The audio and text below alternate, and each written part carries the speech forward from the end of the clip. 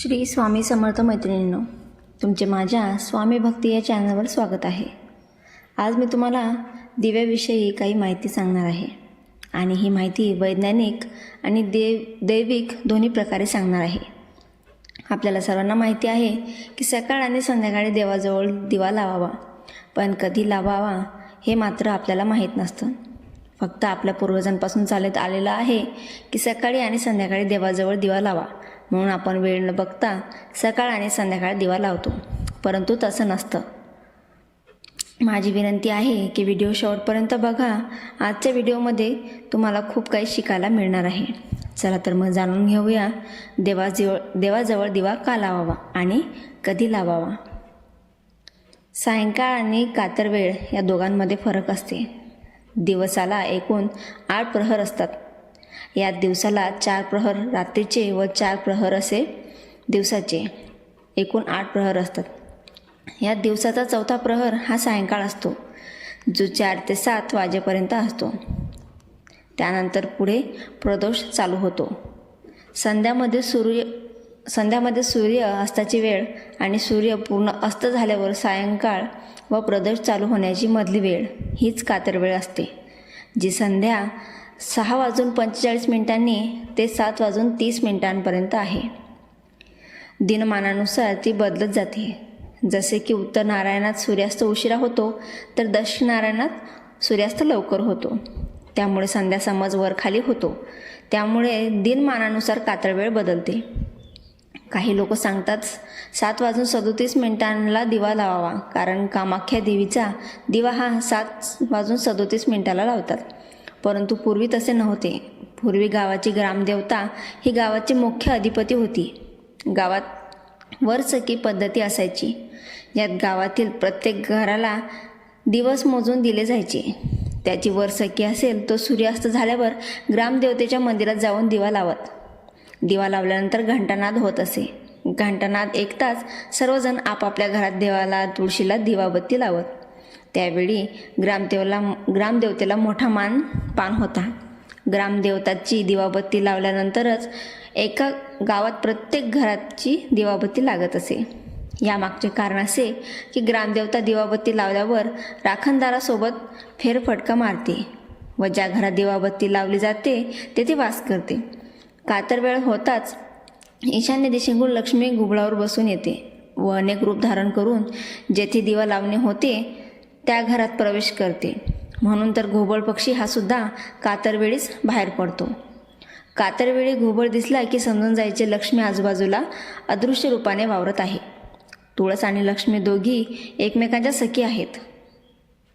त्या कातरवेळी एकमेकींशी गप्पा मारतात, म्हणून कातरवेळी तुळशीजवळ दिवा लावला जातो.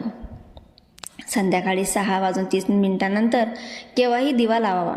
दिवा लावल्यावर घरातील सुवासिनींनी दिवा लावला की घराचे मुख्य द्वार उघडून हातात हळदी कुंकू घेऊन थांबावे, कारण लक्ष्मीला घरात येण्यासाठी आमंत्रण द्यावे आणि उंबरठ्यावर हळदी कुंकू वाहावे. देवाजवळ आणि तुळशीजवळ दिवा लावून देव आणि दिवा यांना नमस्कार करावा. तुळशी सकाळी सूर्योदयापूर्वी आणि संध्याकाळी सूर्यास्तानंतर 48 मिनिटांच्या 2 घटिकांच्या काळाला संधिकाल असे म्हणतात.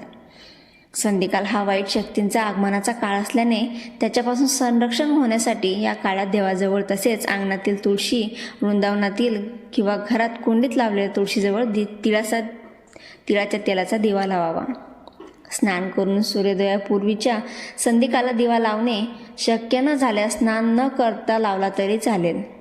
तसेही शक्य न झाल्यास सूर्योदयानंतर लावावा. सूर्यास्तानंतरच्या संधिकालातही दिवा लावावा. खरे तर देवाजवळ दिवा 24 घंटे तेवत असायलाच हवा. यज्ञामध्ये हवनासाठी तूप न मिळाल्यास वेळप्रसंगी तिळाचे तेल वापरू शकतो, असे गुरुचरित्रात सांगले जाते. दिव्यासाठी तूप किंवा तिळाचे तेल नसल्यास गोड तेलाचा दिवा लावावा. देवाजवळ आणि तुळशीजवळ दिवा लावून देव आणि दिवा यांना नमस्कार केल्याने घराभोवती देवतांचा सात्विक लहरीचे संरक्षण कवच निर्माण होते. यामुळे घरातील व्यक्तींचे वाईट शक्तीपासून रक्षण होते. देवतेच्या या कृपा कवचामुळे घराचे अन्य संकटापासून रक्षण होण्यास सहायता होते. दिवे का लावावेत हे प्रथम लक्षात घ्यावे. हे लक्षात आले की मग आपोआपच दिवे कधी लावावेत हे लक्षात येईल. दिवे लावणे म्हणजे अग्नीस आवाहन करणे. सूर्य मावळल्यानंतर वातावरणातील प्रकाश व ऊर्जा दोन्ही कमी होते. यामुळे जीवजंतू सूर्यप्रकाशात टिकून शकत नाहीत. असे जीव वातावरणात लगेच पसरतात आणि असे जीव हे अतिसूक्ष्म असल्यामुळे ते शरीरावरील जी रंध्रे असतात त्याद्वारे मोठ्या प्रमाणात शरीरात प्रवेश करू शकतात व स्वास्थ्य बिघडू शकतात. स्त्रियांच्या शरीरावरील रंध्रे ही पुरुषांच्या शरीरावरील रंध्रांपेक्षा मोठी असतात. त्यामुळे स्त्रियांच्या शरीरामध्ये जास्त प्रमाणात हे जीव प्रवेश करू शकतात व पुरुषांच्या तुलनेत स्त्रियांच्या जटिल शरीर रचनेनुसार स्त्रियांना जास्त धोका असतो. त्यामुळे 7च्या आत घरी असावे हे सांगण्यात आले आहे. वातावरणात सूक्ष्मजीव असतात त्यांना आळा घालण्यासाठी ऊर्जेची आवश्यकता असते. सूर्य मावळल्यानंतर जी ऊर्जा सर्वत्र दिवे लावून मिळवता येते म्हणून दिवे लावतात. तसेच प्रकाशाची कमतरता भरून निघते. सूर्योदय व सूर्यास्त या वेळेस वातावरणात अनेक बदल घडत असतात. यावेळी प्रचंड डिस्टर्बन्स असतो. या काळात ऊर्जेची आवश्यकता असते. त्यामुळे सूर्यास्तानंतर नक्षत्र दर्शन होण्याआधी पर्यंत दिवे लावावेत. तसेच हे दिवे तेलाचे किंवा तुपाचेच असावेत. वातावरणामध्ये होणारे बदल व होणारी जीवजंतूची वाढ ही फक्त तेलाच्या किंवा तुपाच्या दिव्याद्वारेच वातावरणात सोडले जाणाऱ्या लहरींद्वारेच थोपवली जाते. इलेक्ट्रिकल दिव्यांमुळे निघणाऱ्या लहरींद्वारे थोपवली जाऊ शकत नाही. सायंकाळी संध्या करावी आणि देवाजवळ दिवा लावावा. याचवेळी अंगणात तुळशीजवळही दिवा लावावा. देवाजवळ लावलेला दिवा 24 घंटे तेवत असायला हवा. सायंकाळी दिव्याच्या वातीवरील आलेली काजळी काढावी. संध्या बहुतेक जणांच्या घरात 24 घंटे दिवा तेवत ठेवलेला नसतो. त्यामुळे त्यांनी सायंकाळ झाल्यानंतर देवाजवळ दिवा लावावा. तिन्ही सांजेला घरात आणि तुळशीजवळ दिवा लावल्याने घराभोवती देवतांचं सात्विक लहरीचे संरक्षण कवच निर्माण होते आणि त्यावेळी वातावरणातील वाईट शक्तींचा त्रास होऊ नये म्हणून घरीच थांबणे आवश्यक आहे. तिन्ही सांजेला म्हणजे दिवे लागण्याच्या वेळी देवाजवळ आणि तुळशीजवळ दिवा लावल्याने घराभोवती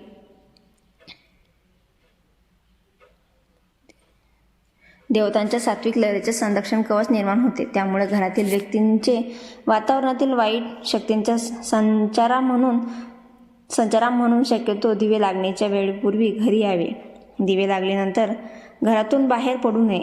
बऱ्याचदा वाईट शक्तींचा त्रास हा तिन्ही सांजेच्या वेळी सर्वात जास्त प्रमाणात होतो. अघोरी विद्येचे उपासक तिन्ही सांजेच्या वेळी वातावरणाच्या कक्षेत प्रवेश करणाऱ्या वाईट शक्तींना नियंत्रणात घेऊन त्यांच्याकडून वाईट कृत्य करून घेतात.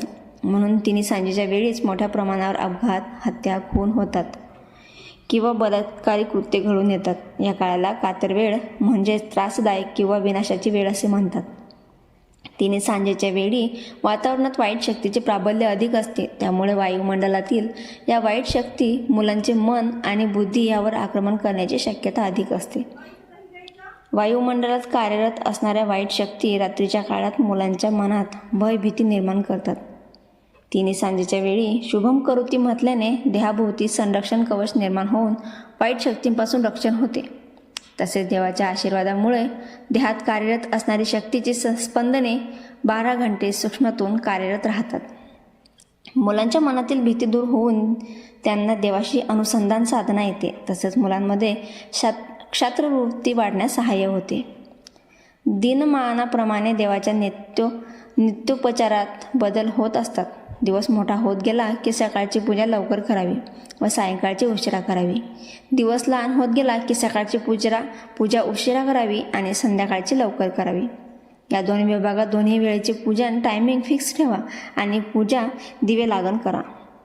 आता लवकर दिवस मावळायला लागलाय. भाद्रपद ते माघ दिवस लहान असतो म्हणून दिवे लागण लवकर करावी. फाल्गुन ते श्रावण दिवस मोठा असतो.